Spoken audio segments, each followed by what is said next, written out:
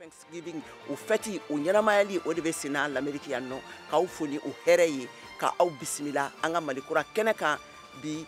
novembre kalo tile 24 na san 2022 la an ka bi kunnafoni kumabaw olu bɛna tali kɛ ninnu de kan. Adamadenya hakɛ lakɔlɔsili kulu duniya kɔnɔna na ale ye n'a tɔgɔ ko Fédération internationale des ligues des droits de l'homme ye a yira k'a fɔ ko dankarili jugumanw de kɛra fasojamakuluw ka Mali camancɛ fanfɛla la ka taa se fo a kɔnɔyan fanfɛlaw la ɲinan san 2022 kɔnɔna na min ɲɔgɔn deli ka kɛ fɔlɔ n'o kɛra kabako ye. N'an tilal'o la an da bɛna maga fɛn min ye État islamique au Grand Sahara EIGS n'ale ye dansagokɛla kulu belebeleba ye olu de kɛlen bɛ ka lamagaba don ni waati in na Mali kɔrɔyan fanfɛla la u ni jɛkulu marifatigiw yɛrɛlafasakɛlaw olu bɛ ɲɔgɔn na a ko kɛlen bɛ fagali jugubaw ye a yɔrɔw la.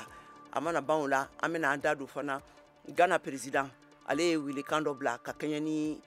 farafina tilebiyan fanfɛla jamanakuntigiw bɛɛ lajɛlen ma k'u ka maraka tɛgɛ di kɛ ɲɔgɔn ma yaasa jihadi carili yɔrɔ in kɔnɔna na o bɛ se ka kunbɛn cogoya min na. Ninnu de bɛna fara an ka laselikɛlaw ka kunnafoni tɔmɔlenw kan ka fara coupe du monde fana kunnafoniw kan ka walawala aw ye sisan an ka jɛmukan kɔfɛ an ka ɲanzan lamɛn ka segin ka na kɔfɛ.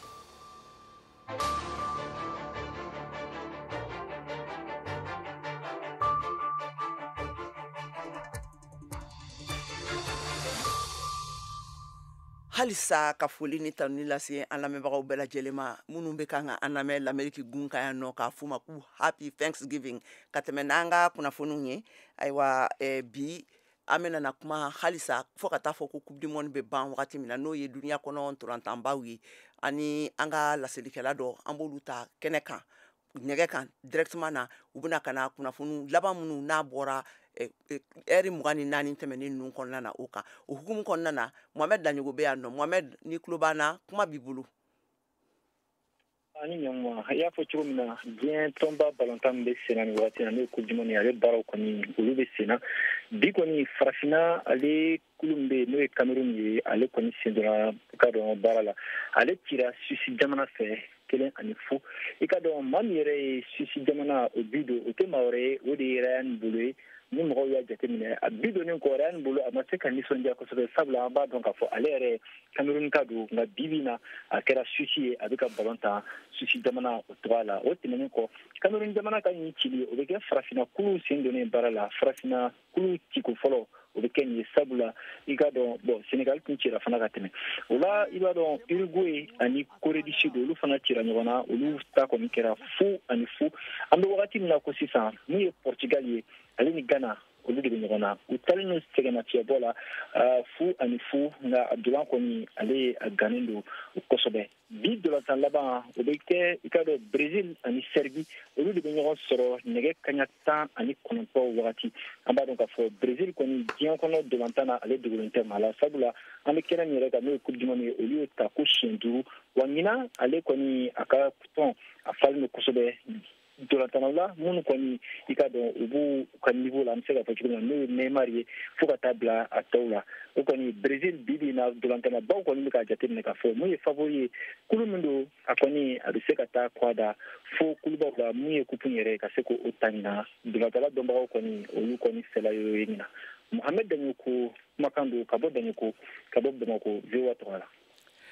Nin tɛmɛnen kɔfɛ sisan alamisadon Fédération internationale des ligues des droits de l'homme n'olu ye duniya gun kan hadamadenya hakɛ kɔlɔsili kuluba ye olu y'u ka gafe labɔ u min kɔnɔna na u ye u bolo ɲɛsinin kɛ a ma k'a fɔ ko san 2022 nin kɔnɔna na fagali min kɛra Mali camancɛ fanfɛ mara yɔrɔw la ka taa se fo a kɔrɔyan fanfɛlaw ma k'a ɲɔgɔn deli ka kɛ ani dankarili gɛlɛnw ayiwa o de hukumu kɔnɔna na u ye cikanw bila Modibo Dambele ale bɛ détail di a ma a cogoya la.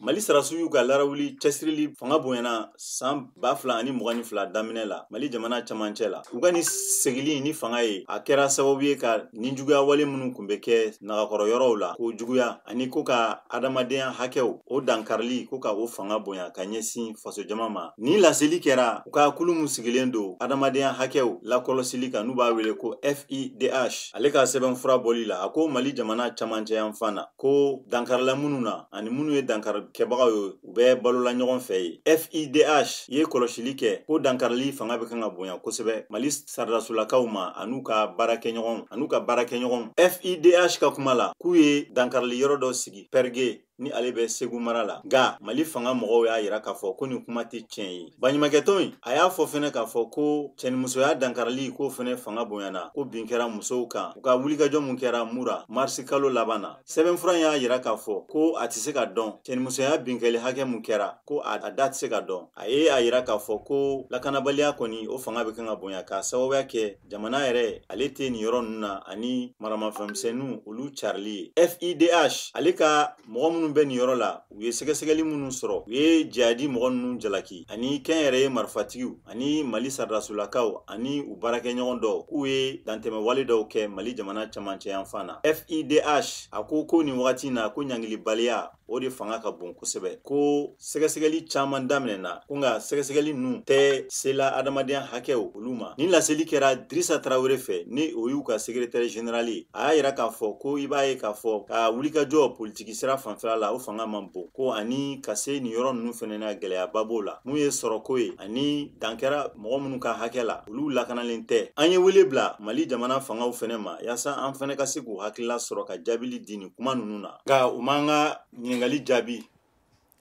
A yirala k'a fɔ ko fɛn min ye nafolomugu min ye n'a tun labilala ko ka covid bana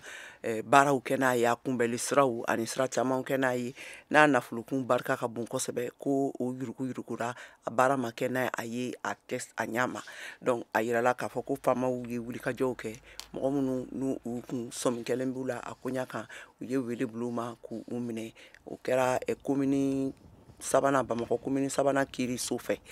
An ka laselikɛla Mariam Kuyate ale wulila ka se yen nɔ. Awa u ye laseliw ni kunnafoni minnu di a ma an ka jɛ an ka o lamɛn. Ka kɛɲɛ ni yuruguyurugu kɛlɛli ye Mali kɔnɔ tɛgɛ kelen don ni waati na maa dɔw la ni o ye Yusuf Batili ye Chambre du commerce et de l'industrie ɲɛma don fo ka taa se a ka secrétaire général ma n'o ye Cheikh Umar Kamara ye a n'a ka comptable Lamine Sako. Olu kɔni bɛ kasobonba la nin waati in na ka da kan ko siga kelen d'u ma nafolo min tun bilala u ka bolo kan coronavirus kɛlɛli okumu kɔnɔ ko dibidibi caman yelen don a nafolo duncogo la. Musa Gindo ni ale yɛrɛ ye kiritigɛla ye Bamakɔ sigida sabanan kiritigɛso la a bɛ walawalali kan ye a ko la. Nafoloba dɔ de tun bilala ko ka banaba min tun bɛ sen na n'an b'a fɔ o ma ko covid-19 ko ka o kɛlɛ fo miliyari 10 ɲɔgɔn bɔ o bilala chambre de commerce ka niveau la pour que u bɛ se ka maxiw ni geliw ni tulu minnu tun bɛ kɛ tigɛ la ani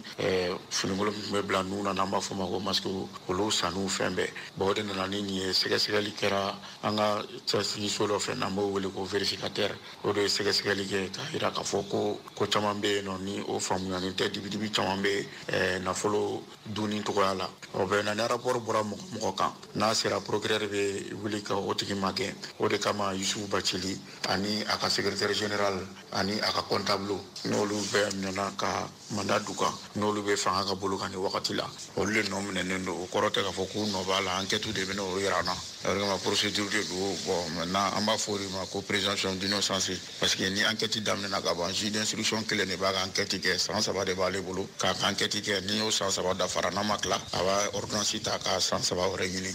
nɔminɛni kɔrɔ tɛ k'i nɔ b'a la fo kiiri ka tigɛ k'a ban i ka sɔrɔ ka condamné. An b'aw ladɔnniya k'a fɔ ko yanni a ko ka bila kiiritigɛlamaw ka bolo kan mun ye verificateur général ye a ye san 1 bɔɲɔgɔnko de kɛ jateminɛw ni sɛgɛsɛgɛliw la nin ka sɔrɔ k'a jira k'a fɔ ko sefa wari miliyari 10 a n'a kunkanfɛn o de tagala woyo fɛ mun tun bilalen don coronavirus kɛlɛli baaraw kadira kɔnɔ. Mariam Kuyate, Bamako, VOA Bambara. Ayiwa ka tɛmɛ ni kunnafoni Mohamed Daɲogo ale fana ye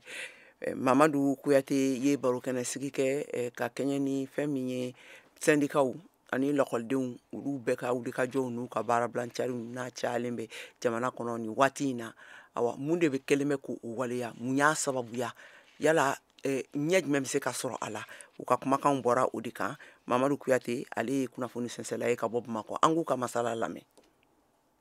An bɛ waati koronnen kɔnɔ a tɛ dogo mɔgɔ si la jamana yɛrɛ bɛ lahalaya min na jamana bɛ waati gɛlɛn kɔnɔ maliyɛnw kulela maliyɛnw kasira maliyɛnw ko yɛlɛma a yɛlɛma min fɔra dɔw hakili la yɛlɛma ye n t'a dɔn tilekan biri de alors que o dun tɛ yɛlɛma ma nɔgɔn en tout cas nin waati laban na an bɛ ka jateminɛ grève caman bɛ sen na association ni syndicat caman ka grève bɛ sen na a dɔw o gɛlɛya minnu kelen filɛ nin e yɛrɛ bolo kun jumɛn nana n'u ye bon kun wɛrɛ ma na n'u ye lahidu ta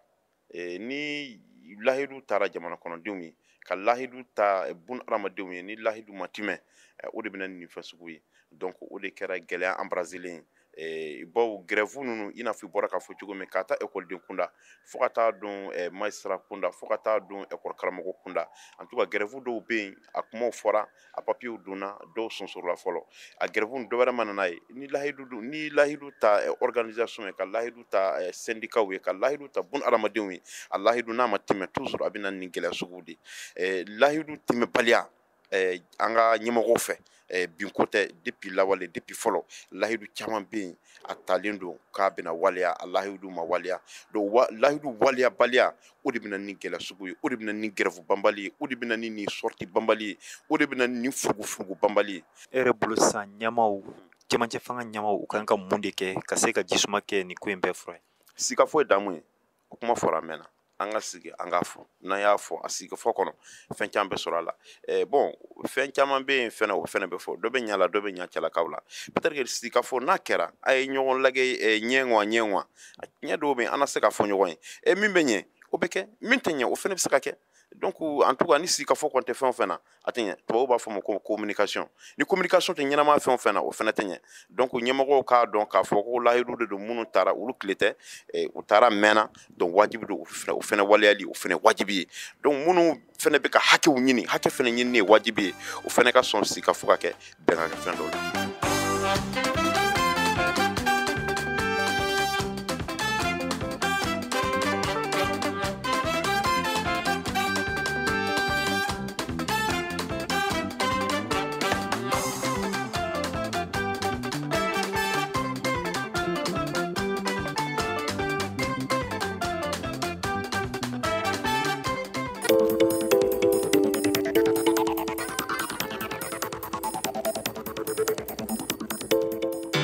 VOA Afrique ni VOA Afrique ye kuna adamadenw lafiyara kunnafoniko la an ka foli bɛ an lamɛnbagaw bɛɛ lajɛlen ye halisa ka fɔ min na bɛ malikura jɛmukan de kɔnɔ ka lamɛn ka bɔ VOA soba kɔnɔna na studio 6 na aw tulo bɛ Kejatu Tarawele de kumakan na ni waati in na minnu bɛ fɛ ka sɔgɔ jɛmukan in na a bɛ se k'an sɔrɔ fiɲɛ turukala 104 kan Bamakɔ a n'a lamini na fiɲɛ turukala 102 Ntomi ani 4 kan Burkina Faso a bɛ se ka Wagadugu Burkina Faso faba kɔnɔna na fiɲɛ turukala 99 Ntomi ani fu kan Abidjan Côte d'Ivoire faba kɔnɔna na Gawukaw fɛ yen a b'an sɔrɔ fiɲɛ turukala 106 Ntomi ani 1 kan Tumutukaw fɛ a b'an sɔrɔ fiɲɛ turukala 90 Ntomi 3 kan Koro Baɲangara an bɛ sɔrɔ Uruna radio Uruna kan Ntomi 93 Ntomi ani 2 kan ayiwa sanfɛ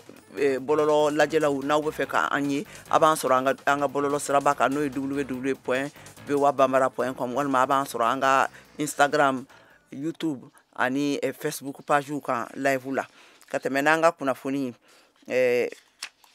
a yirala k'a fɔ ko Ghana jamanakuntigi ale ye welekan bila ka kɛɲɛ ni jihadi mɔgɔ ninnu olu ka dansagokɛw ye farafina tile bi an fanfɛ jamana ninnu kɔnɔna na ni waati ninnu na a ye laseli de kɛ ka bɛɛ ka fara ɲɔgɔn kan ko ka tɛgɛdi kɛ ɲɔgɔn ma ka ɲɛ ɲini a kunya kan o welekan ni yala a bɛna na lamɛn wa o de hukumu kɔnɔna na an ka laselikɛla ka bɔ Bobo Julaso Alidu Wederago ale ye kuma di a dɔnbaga lajɛ dɔ ma ka ɲininkali tɛŋunen k'a la an k'u ka masala lamɛn a kan. Initiative Dakra nin kɛra waleya ye min bɛna kunbɛnni kɛ dantɛmɛ waleya la an ka jamana ninnu kɔnɔ kami a kuma fɔra kunun ŋunuŋunu caman baara Burkina Faso o ra y'an sen fa bi ka taa Muntamu Kani fɛ kibaruya jɛsɛso min l'Express du Faso ye ale y'o ɲɛmɔgɔ ye a b'a fɔ n ye ale ka hakilinata ye min ye ni jɛnkulu nin kan. Fanga nin kɛlɛ nin plutôt a bɛ jigira fo hali sisan yɛrɛ a sera Benin a sera Togo, a sera Côte d'Ivoire. Donc a yira min bɛ k'a fɔ ko o dugu ninnu bɛɛ tɛ se ka sigi tuguni ka kɔnɔni kɛ. Donc o kama n'o bɛɛ wulila ten, n'an wulila ka ɲɔgɔn bolo fara ɲɔgɔn kan, ne hakili la an bɛna fɛɛrɛ sɔrɔ a la. N'o tɛ dugu kelen ka ta Malara n'an bɛna se ka kɛlɛ nin kɛ et puis ka fanga sɔrɔ a la. Ale fɛ hakilina nin ka ɲi nka a ka siranya ye min ye a ko nin kana na laban i n'a fɔ G5 Sahel ta kɛra cogo min na ka ci ka bɔrɔtɔ.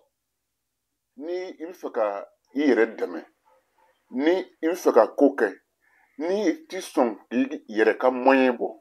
pour que ka a baara nin kɛ, ni i bɛ fɛ mɔgɔ dɔ b'a kɛ ka na i le dɛmɛ,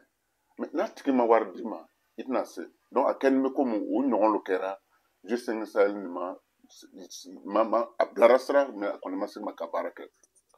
Mɔgɔ caman bɛ kan k'a yira kami kunu ko jamana wɛrɛ sɔrɔsi tɛ don anw ka jamana na. K'a fɔ ko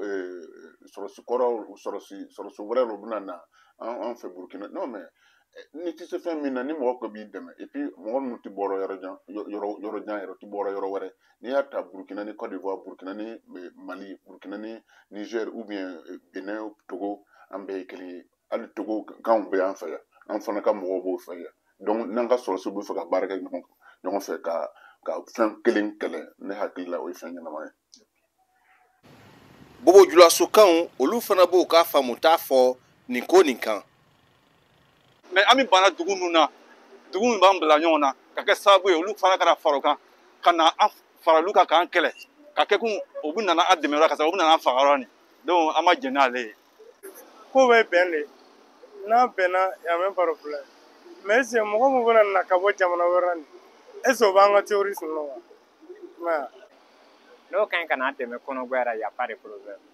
o bɛ se ka n'an dɛmɛ. Mais ka na ne dɛmɛ ye mais a ma kɛ ne gbɛniya ye, an tɛ se ka fara o kan. Burkina Faso premier ministre min tun b'o yɔrɔ la, ale ye kangari gosi k'a yira k'a fɔ ko ni ko nana kɛ a ma taa anw ka jamana jimisira fɛ k'olu n'o sen bɔ a ra. Ni tun ye Alidu Wederawogo kumakan ye, VOA Bambara tɔgɔra Bobo Julaso. Balimaw aw ni yantuma cikan dɔ kɔnɔ min bɔra jumadon novembre kalo o tile 21 san 2022 furancɛ fanga ka jaabi di foroba yiriwali dɛmɛni jɔli kan Faransi fɛ a ye a latigɛ ka baaraw bɛɛ bali k'a daminɛ teliyala baɲumankɛ tɔn minnu bɛ baara kɛ Mali kɔnɔ wariko kan walima ni Faransi ka dɛmɛ nafolo ma fɛnw walima fɛɛrɛ ko siratigɛw la adamadenya siratigɛ fana b'o o la ni latigɛ nin kɔlɔlɔ bɛna kɛ mun de ye baɲumankɛ tɔnw ka baara kan adamadenya walew kan aw ka sigidaw kɔnɔ aw ka jaabi ye mun ye a y'a tulo sɔgɔ an b'a fɔ jamukan na VOA Afrique ni sibiri nata na nin kana fɔ kɔ dɛ. État islamique au Grand Sahara EGS dansago kɛwale kulu ninnu kɛlen bɛ ka lamagaba de Mali camancɛ yan fanfɛla a n'a kɔrɔn yan fanfɛlaw la kɛrɛnkɛrɛnnenya la u ni yɛrɛla fasali kɛ kulu marifatigiw dorokolen don ɲɔgɔn na kosɛbɛ o de hukumu kɔnɔna na ayiwa ko wulikajɔw ni fɛn dɔw kɛlen bɛ u bolola la Mohamed Touré ale bɛ détail di an ma an k'a lamɛn. Lakana bɛ cogoya min na a bɛ ka juguya ka taa parce que b'a daminɛ ni laban min kɛra Soro u taara Tachara à 20 km de Gao u taara ka berger minnu bɛ baganw gɛn cɛ 2 olu bɛ faga ka sɔrɔ ka taa ni baganw bɛɛ gɛn ka taa n'u ye parce que laban min kɛra Soro encore ka na fara minnu kɛra ka tɛmɛ u taa mɔgɔw sɔrɔ u ka so kɔnɔ toujours u ka baara la u b'u faga u taa n'u ka minɛnw ye u taa n'u ka baganw ye an kɔni an bɛ si n'o ye an bɛ wuli n'a ye bi an bɛ yɔrɔ min na ko insécurité min bɛ nin bɛɛ yan an kɔni hali 2012 an m'o insécurité ɲɔgɔn na ye. Ka da kɛlɛ minnu bɛ maajugu ninnu cɛ n'o ye JNIM ni État islamique ye k'a daminɛ Tesit ka taa Menaka ani Gao a yirala k'a fɔ ko u fanga bonyana kojugu nka Mali cɛdenw don u bɛ fan jumɛn ni waati kɛrɛnkɛrɛn na a kɛlɛ hukumu kɔnɔna na ka ɲɛsin ninnu ma. An sera ka taa ɲininkali kɛ parce que an y'u ɲininka an kɔni an se ye min ye o ye n'an ɲɛ bɛ ko la cɛnni bɛ ka kɛ du kɔnɔ cogoya min an ka wuli an k'an seko kɛ an seko ye jumɛn ye vraiment k'a yira insécurité fanga bɛ ka bonya u kɔni bɛ ka min fɔ vraiment c'est à dire que bɛɛ bɛnnen don k'a fɔ ko insécurité fanga bɛ ka bonya maintenant u bɛ min fɔ an bɛ olu bɛna solution ta u kɔni kɔni kuma bɛ fɔ kuma bɛɛ opposition bɛna ta tiɲɛ yɛrɛ yɛrɛ la sisan ko bɛ yɔrɔ min na a taara ka bɛɛ de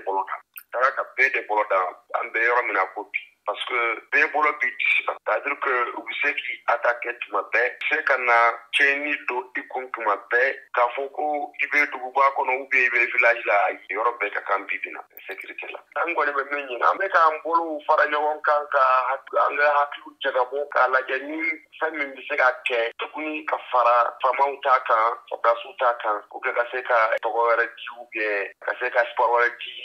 malidenw ma surtout nord mɔgɔw sinon ko bɛ ka taa cogoya min tiɲɛ yɛrɛ la a bɛ ka taa k'an bolo da. Waati na Gawo sigida denmisɛnnin sifinw o ni Ansongo u ye wulikajɔw kɛ walasa mobili kana don su ka dugusɛ jɛ ani marimafɛntigiw ka yalayalaniw na ɲɛ sɔrɔla o fanfɛla la. O kɔni tiɲɛ yɛrɛ la waati dɔ kɛra kun wulila o la yɛrɛ caman kɛra la yɛrɛ parce que sisan n'i y'a lajɛ Gawo yɛrɛ dufili kɔnɔ enlèvement de véhicule ni mɔgɔ dɔw bɔra la an bɛ kalo min na ko bi parce que mais cɛnni bɛ ka kɛ sisan cogoya min cɛnni fanba bɛ ka kɛ Ansongo ka yɛlɛ ka taa Mɛnakali ka taa Labzanga faya ninnu fɛ ka yɛlɛ ka na surtout sirabɔw kan ka bɔ Ansongo ka na Gawo mais an bɛ dugawu de kɛ parce que mɔgɔw bɛ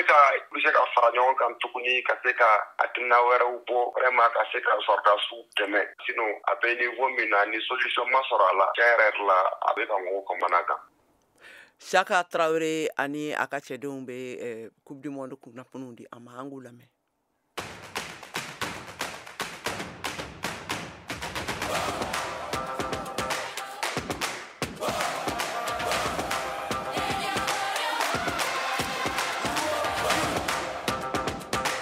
Qatar jamana kan diɲɛ kuru kara sedan turantan ɲɔgɔn danba bɛ ka tan yɔrɔ min na kabini kari tɛmɛnen novembre kalo in tile 20 farafina cɛbɔ dɔ ma se ka se sɔrɔ bi alamisadonya in na a ka ɲɔgɔndan bɔko fɔlɔ la. Cameroun jamana don Suisse jamana ye sebaya sɔrɔ Cameroun waraw kan n'an ko Lions Indomptables celu kelen karankolo a ɲɔgɔndan bɛ don Coupe du Monde san 2022 tile fɔlɔ hukumu kɔnɔ kama sɔrɔ Cameroun ka kulu kɔnɔ n'o ye groupe G ye jatew y'a yira ko Cameroun bɛ se ka ko kɛ ka da kan ka fara Cameroun kan a kulu kɔnɔna na Suisse bɛ yen Brésil ani Serbie. Brésil ni Serbie ka ɲɔgɔndan yɛrɛ bɛ yen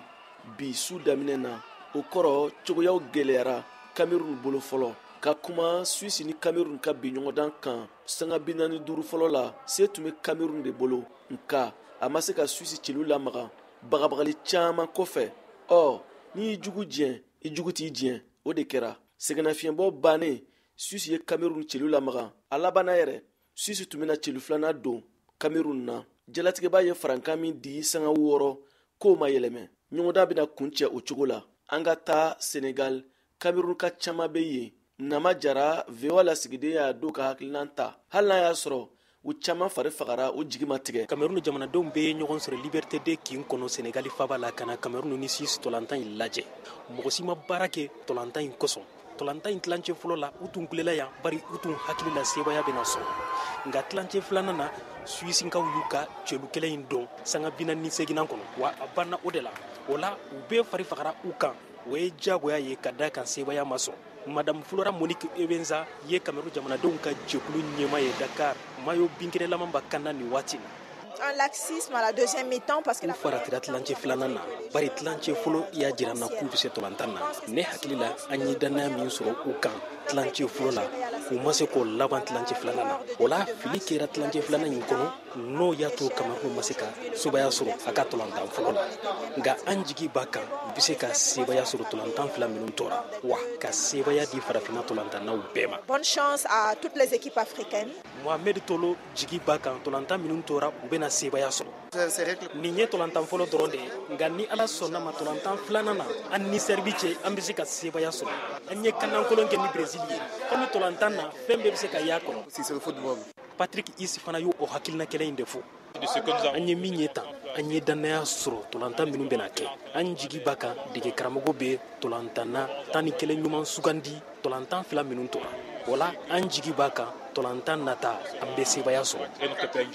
Cameroun ka boli filanan nin diɲɛ tolantanba in na Qatar jamana la u ni Serbie de bɛna bɛn tɛnɛndɔn nege kaɲa 10 waati la. Nama Jara Dakar VOA Bambara.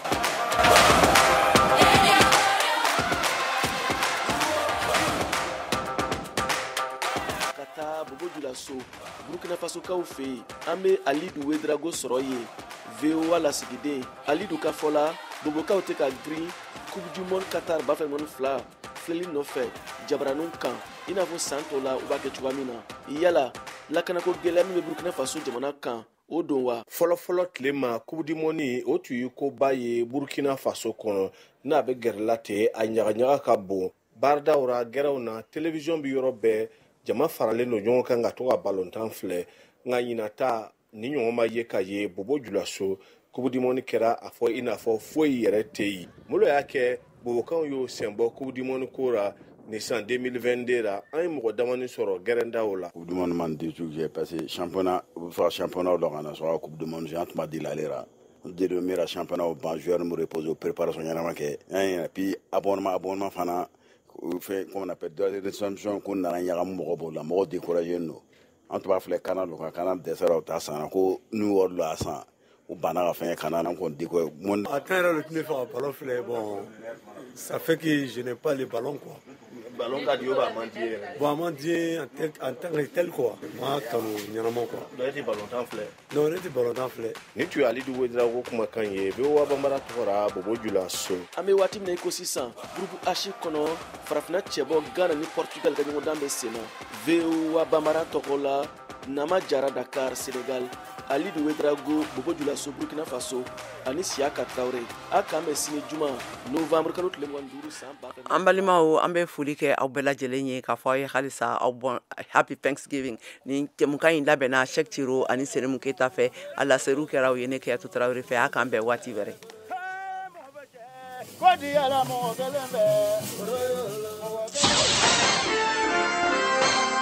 kunnafoni min bɛna d'aw ma nin ye kunnafoni kɛrɛnkɛrɛnnen ye ka bɔ Ameriki fanga ɲɛmɔgɔw ka laseliw ye ka se diɲɛ ma. Novembre kalo alamisa laban Ameriki jamanadenw bɛ sigi k'u ka san ɲɛnajɛba jateminɛ n'a bɛ wele ngilɛkan na ko Thanksgiving. Ni ɲɛnajɛ in kunfɔlɔ minnu kɛra Ameriki jamana ka marabagakɔrɔw de fɛ diɲɛ waati kuraw kɔnɔ. Ɲɛnajɛ min ni danfaraba tun tɛ ani sɛnɛkɛlaw ka san ladala ɲɛnajɛ cɛ min bɛ kɛ sɛnɛ bannen kɔfɛ. O min kɛra u ka ɲɛnajɛba dɔ ye u lamɔna ni min ye Europe gunkana la. Nka u nalen kɔfɛ Ameriki jamana kɔrɔnfɛyan fan fɛ waati min bɛnna nɛnɛ ma Ameriki jamana marabagakɔrɔw n'u bɛ wele ko kolɔnw wali pèlerin tun labɛn o min taara u fɛ a waati ninnu na u ka se ka Thanksgiving don ɲɛnamaya min kɛra tamasiyɛn kɛrɛnkɛrɛnnen u fɛ walasa ka se k'u ka gɛlɛyaw bɛɛ lajɛlen wuli Ameriki jamana ka nin ɲɛnajɛba ye n'a bɛ wele ko Thanksgiving min bonyalen don ani k'a makɔnɔ Ameriki san ɲɛnajɛw bɛɛ lajɛlen cɛma n'a bɛ jate minɛ Ameriki jamanadenw fɛ bi taabolo kun ani kelen i n'a fɔ tariku b'a ɲɛfɔ cogo min na ko cɛlaka mɔgɔ 53 musow ani denmisɛnninw minnu bɛɛ lajɛlen tun ye anglɛw ye nana kana fara u ka jamakulu wɛrɛw kan mun bɛ wele ko tribu n'o kulu hakɛ tun bɛ taa 90 ɲɔgɔn na n'u bɛ wele kɛrɛnkɛrɛnnenya la ko Ameri-Indiyɛnw olu minnu kɛra Ameriki jamana dugukolo sigibaga fɔlɔw ye ka laadala ɲɛnajɛ dɔ tun don min daminɛna ni tasibila ye u ka sɛnɛfɛnw mana ɲa samiya bannen kɔfɛ ɲɛnajɛ min ɲagaɲagaw tun bɛ kɛ maaw fɛ a waati la u ka sokɔnɔnaw la a kun de kun ye u ka sɛnɛfɛnw ɲali k'o lakodɔn ni ɲagaɲaga kɛ n'o kɛra san 1 ka kɔn novembre kalo cɛmancɛ yan fan ɲɛ san 1620 waati o waati la ko jamakulu dɔ tun bɛ yen minnu tun ye Ameriki marabagakɔrɔ kolonw ye taabolow tun jɛlen don n'u ka diinɛko tun ka bon kosɛbɛ k'olu de farala ɲɔgɔn kan ka wuli k'u kunda diɲɛ kan walasa u bɛ se ka taa sigiyɔrɔ kura sɔrɔ kɛrɛfɛmɔgɔ minnu n'olu tun bɛ wele ko Wapanoyak sɔnna ka hinɛ u la min labanna ka kɛ u ka fara ɲɔgɔn kan ye ka jɛkuluba kelen sigi n'o dara dɛmɛw caman dili kan inati fo ka se sisan ma nin y'o san 400 ye nin ɲɛnajɛba in n'a bɛ wele ko Thanksgiving bɛ ɲɛnamaya Ameriki jamanadenw fɛ a taamaden ninnu ka nin ɲɛnajɛ ninnu ɲɛnamayali fɔlɔ kɛra ka bɛn u ka sɛnɛfɛnw bɔ waati ma min nisɔndiya bonyana kosɛbɛ ka d'a kan a kɛra n ka laseli ye a ko o senfɛ ko Thanksgiving ye waati de ye waati min b'an bila ka miiri hɛrɛ caman minnu bɛɛ lajɛlen kɛra an ye Ala fɛ an ka jamakulu a n'a kelen kelen bɛɛ lajɛlen an bɛ nin hɛrɛ ani nin duwawu ninnu bɛɛ lajɛlen waleɲuman dɔn hali ni k'a sɔrɔ nin waati ye waati gɛlɛn de ye nin tun ye kunnafoni kɛrɛnkɛrɛnnen ye ka bɔ Ameriki jamana ɲɛmɔgɔw fɛ u ka laɲiniw n'u ka lasew ka se diɲɛ ma